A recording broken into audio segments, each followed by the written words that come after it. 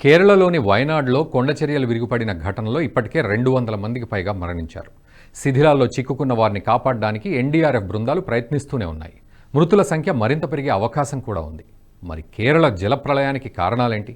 ప్రమాదం పొంచి ఉందని తెలిసి స్థానిక ప్రభుత్వ యంత్రాంగం ఏం చేస్తున్నట్లు?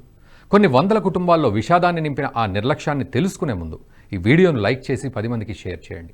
మీ అమూల్యమైన సలహాలు సూచనలు కామెంట్ల ద్వారా మాతో పంచుకోండి. అలాగే వీడియో డిస్క్రిప్షన్లో ఉన్న నేషనలిస్ట్ హబ్ వాట్సాప్ ఛానల్ను ఫాలో చేసి ప్రతి అప్డేట్ని మిస్ అవ్వకుండా చూడండి.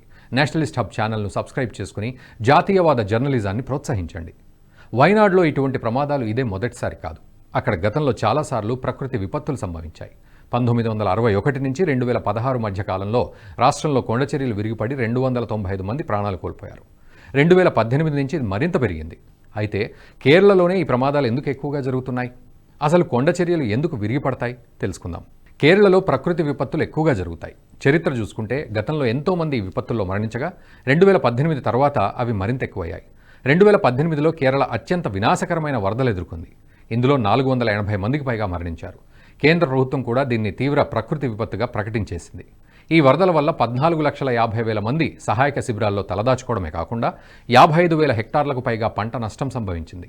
రాష్ట్ర జనాభాలో 6వ వంతు మంది ఈ వరదల వల్ల ప్రత్యక్షంగా ప్రభావితమయ్యారు.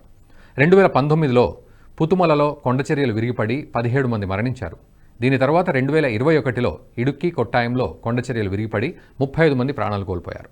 2021 సంవత్సరంలో కేరళలో భారీ వర్షాలు వరదల కారణంగా సుమారు 53 మంది మరణించారు.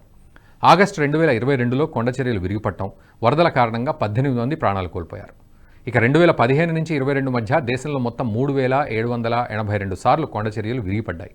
వాటిలో అత్యధికంగా 2,239 ఘటనలు కేరళలోనే. కేరళ రాష్ట్రం ప్రకృతి పరంగా అత్యంత సున్నితమైంది. 2024 జనవరిలో Kerala university of fisheries and ocean sciences, Michigan technological university, Indian institute of tropical మెట్రాలజీలు సంయుక్తంగా చేసిన పరిశోధనలో ఒళ్లు గొగిరిపొడిచే వాస్తవాలు వెలుగుచూశాయి. రాష్ట్రం మొత్తం మీద 13% భూభాగంలో కొండచర్యలు విరిగిపడే ప్రమాదం ఉందని తేలింది. ప్రధానంగా ఇడుక్కి, పాలక్కడ్, మలప్పురం, పతనంతిట్ట, వయనాడు ప్రాంతాలు అత్యంత ప్రమాదకరమైన జోన్లో ఉన్నాయని ఈ పరిశోధనలో వెల్లడైంది.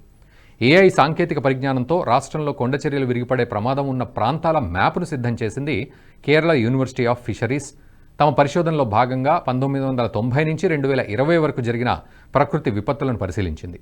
ఈ పరిశోధనలో రాష్ట్రంలో 14 జిల్లాలుండగా 13 జిల్లాల్లో కొండచర్యలు విరిగిపడే ప్రమాదం ఉందని తేలింది. 1848 చదరపు కిలోమీటర్లు అంటే రాష్ట్రంలోని 4.75% భూభాగాన్ని హై ల్యాండ్స్లైడ్ హజార్డ్ జోన్గా గుర్తించారు. దేశంలోని సగటుతో పోలిస్తే కేరళలో కొండచర్యలు విరిగిపడే అవకాశం 13% ఎక్కువ. ఇడుక్కి, పాలక్కడ్, మలప్పురం, పత్తనంతిట్టలతో పాటు వయనాడు ప్రాంతాలు అత్యంత ప్రమాదకరమైనవిగా వర్గీకరించబడ్డాయి. అయితే ఈసారి కేరళలో కొండచర్యలు ఎక్కువగా విరిగిపడడానికి అక్కడి వాతావరణ పరిస్థితే ప్రధాన కారణం. 2 వారాలుగా కురుస్తున్న వర్షాలతో వయనాడులోని నేల మొత్తం తేమగా మారింది.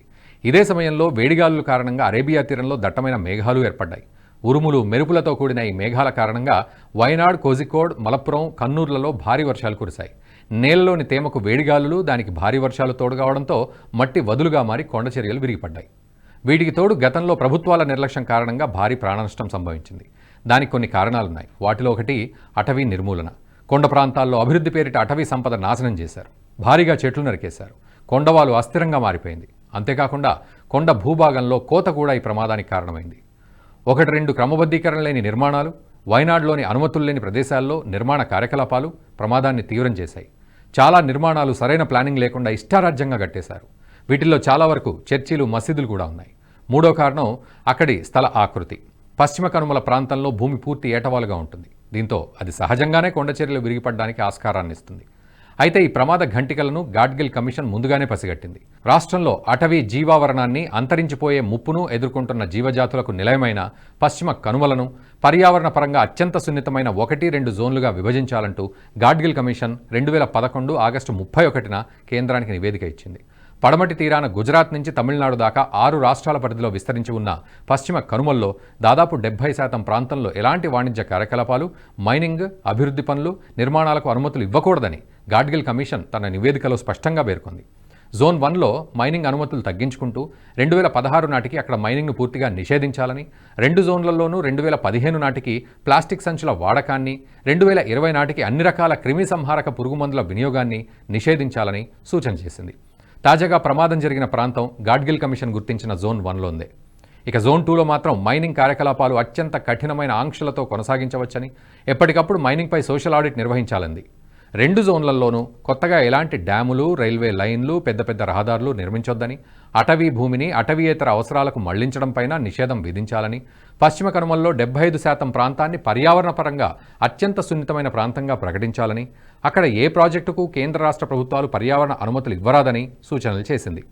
కమిషన్ నివేదికను అప్పట్లో పార్టీలు తమ రాజకీయ అవసరాల కోసం బుట్టదాఖలు చేశాయి. కానీ ప్రస్తుత విపత్తు తర్వాతైనా ప్రభుత్వాలు తేరుకొని ఈ కమిషన్ నివేదికను అమలు చేయాల్సిన అవసరం ఉంది. దీంతోపాటు వెనువెంటనే కొన్ని నిర్ణయాలు తీసుకోవాల్సిన అవసరం ఉందంటున్నారు పర్యావరణవేత్తలు. వాటిలో ముఖ్యమైనది అడవుల పెంపకం. కొండవాలులపై భారీ సంఖ్యలో చెట్లు నాటడం, వర్షాలు వరదలు పోటెత్తినప్పుడు నేల త్వరగా కోతకు గురికాకుండా చెట్లు పొదలు నిరోధిస్తాయి. ఇక రెండోది కొండవాలు రక్షణ. కొండ ప్రాంతాల్లో నీరు చేరకుండా, నేల బలహీనంగా మారకుండా కొండవాల్లో సరైన డ్రైనేజీ ఏర్పాటు చేయాలి. కొండవాల్లో టెర్రస్ వ్యవసాయం చేయడం ద్వారా నేల కోతకు గురికాకుండా ఉంటుంది. ఇక మూడోది నిర్మాణాలపై నియంత్రణ. కొండ ప్రాంతాల్లో నియంత్రణ లేని నిర్మాణాలు, మైనింగ్ కార్యకలాపాలను నిషేధించాలి. తద్వారా కొండవాలు స్థిరత్వం ప్రభావితం కాకుండా ఉంటుంది. ఇక నాలుగోది అత్యాధునిక సాంకేతికత ద్వారా పర్యవేక్షణ. కొండ చర్యలు విరిగిపడే అవకాశం ఉన్న ప్రాంతాల్లో సెన్సార్లు, హెచ్చరిక వ్యవస్థలు ఏర్పాటు చేయాలి. కేరళలో రాజకీయ పార్టీల అండతో చాలామంది కొండ ప్రాంతాల్లో అక్రమ కట్టడాలు నిర్మించారు. వాటిని తొలగించాల్సిన అవసరం ఉంది. కేరళ ప్రకృతి విపత్తులు ఇకపై జరగకుండా నివారించాలంటే గాడ్గిల్ కమిషన్ నివేదికను అమలు చేయడమే సరైన పరిష్కారం. లేకపోతే ప్రభుత్వాల నిర్లక్ష్యానికి సామాన్యులు బలయ్యే అవకాశం ఉంది. ఈ విషయంలో ప్రభుత్వాలు ఏ మేరకు చర్యలు తీసుకుంటాయో చూడాలి. ఈ వీడియో మీకు నచ్చినట్టయితే లైక్ చేయండి, 10 మందికి షేర్ చేయండి. అలాగే కామెంట్ల రూపంలో మీ అభిప్రాయాలను మాతో పంచుకోండి. Nationalist hub group of channels ను సబ్స్క్రైబ్ చేసుకుని తెలుగునాట జాతీయవాద జర్నలిజాన్ని ప్రోత్సహించండి. ఈ వీడియో కింద ఉన్న బెల్ ఐకాన్ పై క్లిక్ చేయడం మర్చిపోవద్దు.